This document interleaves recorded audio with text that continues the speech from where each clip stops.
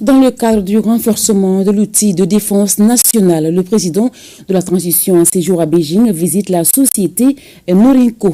Norinco est aujourd'hui la seconde plus importante société de l'industrie de l'armement de la République populaire de Chine. Elle a ses bureaux dans quelques pays africains comme le Nigeria, le Sénégal ou encore l'Angola. Un mémorandum d'entente a été signé lors du passage de la délégation présidentielle. Envoyé spécial Yalou Traoré, Sidiki Balo. Nous sommes à la périphérie de Beijing, au siège de la société Norinco. Le temps est clément, le soleil brille avec majesté sur les drapeaux chinois et maliens flottant dans l'air. Un invité de marque est attendu par le PDG et son personnel.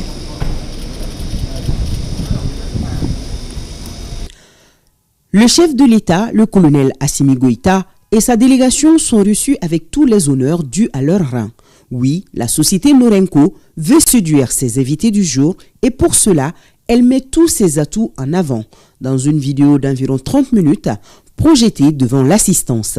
On y voit les années de savoir-faire de la société en matière d'équipement militaire. La société Norinco est un fournisseur majeur de solutions d'équipement et de systèmes de défense. Rappelons que la sauvegarde de la souveraineté nationale est l'un des principes bien chers aux autorités de la transition, tout comme la sécurisation des personnes et de leurs biens. Et ce n'est pas tout, elles ont décidé de ramener la paix, quoi qu'il en coûte dans notre pays. Des défis majeurs qui peuvent se relever à travers une armée forte et bien équipée.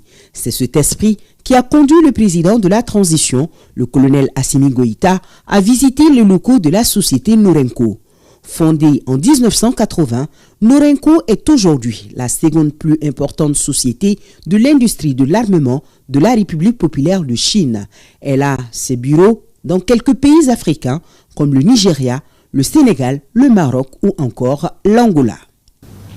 Au moment où les pays avec lesquels nous partageons l'histoire et la géographie nous ont imposé des sanctions illégales, illégitimes et inhumaines,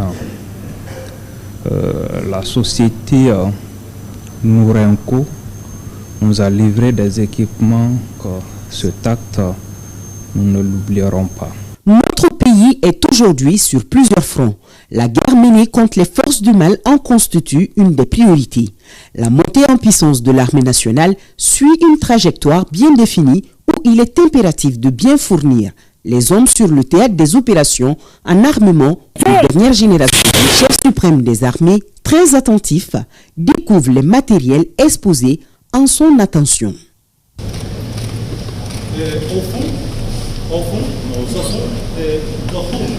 Le chef de l'État, en compagnie de plusieurs membres du gouvernement, a suivi la visite, les exposés et explications.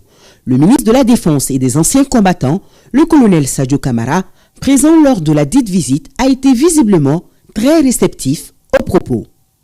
Nous avons pu apprécier la technologie chinoise dans le domaine de l'armement, qui est une technologie qui est adaptée aux réalités et aux conditions d'exploitation du matériel. Et nous avons déjà pu expérimenter ces équipements sur le terrain qui nous ont permis de faire la différence sur le théâtre.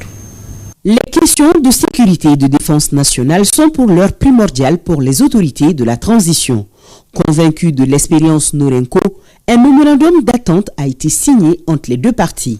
Aujourd'hui, nous avons conclu au nom de la République du Mali un contrat d'équipement majeur incluant la formation, l'entraînement et surtout le transfert de technologies dans certains domaines clés de la défense. En prenant congé de ses hôtes, le chef de l'État a laissé ses impressions dans le livre d'or de la société.